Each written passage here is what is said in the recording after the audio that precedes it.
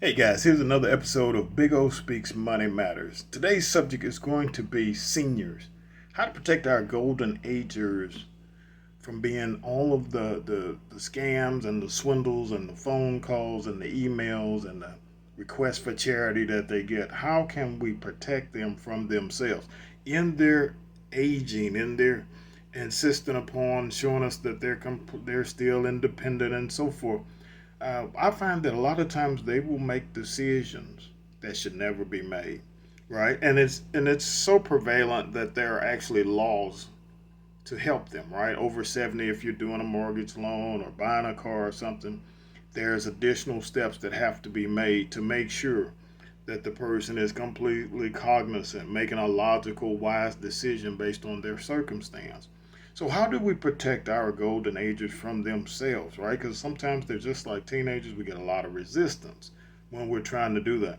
But one of the things is we have to have a word with them, sit down with them, and try to explain to them that when people are calling them, everybody is not their friend, right? In fact, for the most part, probably don't even answer calls on their phones, cell phones, from people they don't know, right? Especially as soon as they realize it's a sales call or a spam call, computer generated call, any kind of call about a bill that needs to be paid right now. What's your credit card number? Verify your name for me. Verify your address and your social for me. Verify how long have you been in the house.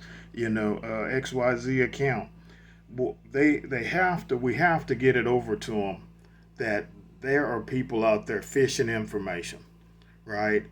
They're fishing information from their Facebook accounts. They're fishing information from any post or pictures that they're putting out. We have to tell them, be careful, right?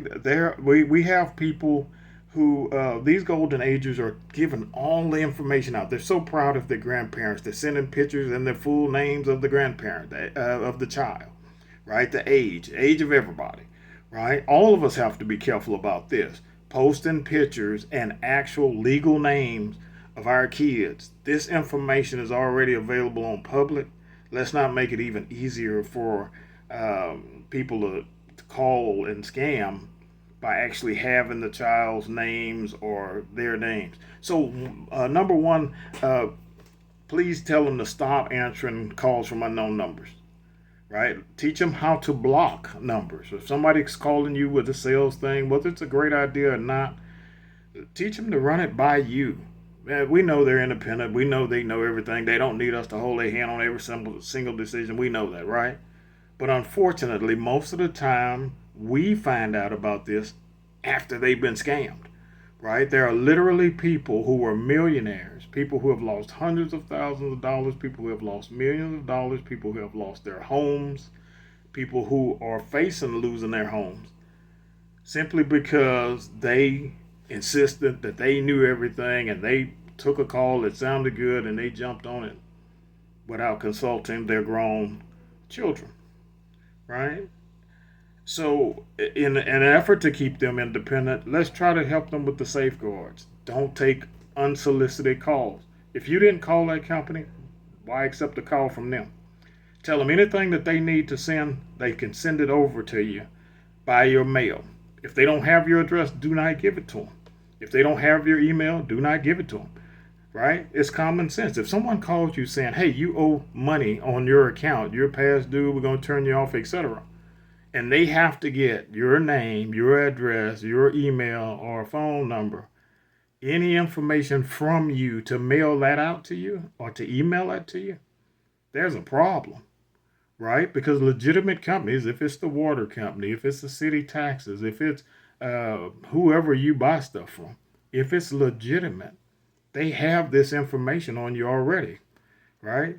And they ask you to verify your legal name. No, thank you. What's the name you have? Whatever name you have on that account, and for whatever purpose you call, mail it to there. Mail it to that person. If it happens to be me, great, I'll respond. Right? If you think it's a real serious situation, I would highly suggest having them run it by you, the grown child, right? Or somebody that can say, "Hey, let's verify this phone call. Okay, XYZ called you, mom, and said that you owed them $2 million, had to be paid right now. What's your credit card number? Okay, great. What company is this? Who are you? Your name, your rep. Give me the account number that you're referencing. Right? And then hang up. If it is legitimate in any way, you should be able to Yahoo, go online, any web search site, find that company, call their customer service number, give them that account number, give them the person that you just spoke to, and say, hey, I just got a call from XYZ. Is this valid? Even if they say yes, okay, great. Now that you verified it's valid, mail it to me, email it to me based on that account information. No, I cannot verify my account. No, I cannot verify the email. No, I cannot verify my address. No, I cannot verify my age.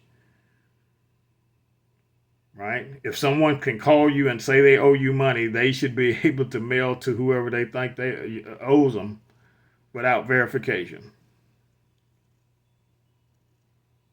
Don't sign anything for anyone without an extra pair of eyes looking at it. Right? You're grown, mom. You're grown, dad. You can do whatever you want to do. Great.